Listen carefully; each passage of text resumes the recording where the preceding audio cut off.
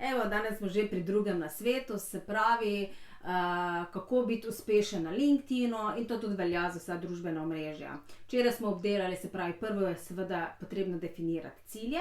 Druga stvar je, kar se redno govori, definirati vašo idealno stranko. Za vaša idealna stranka na LinkedInu ali pa idealna stranka na Facebooku je lahko zelo različna. Zato je fajn, da se posvetite temu družbenemu omrežju, kjer so mogoče drugi profili ljudi, in predvsem definirate poleg ciljev, kakšne stranke pa bi jaz lahko tu kontaktiral. Se pravi, kakšne stranke, do kakšnih potencialnih strank oziroma kakšnih poslovnih priložnosti ali kakšnih investitorjev lahko jaz pridem preko LinkedIna, in predvsem, kaj morate tu ugotoviti, se pravi, izzive, ki jih imajo mogoče morebitne stranke na tem profilu, in tako se vedno govorimo, na nam pa je potem, da ponudimo rešitve za te probleme.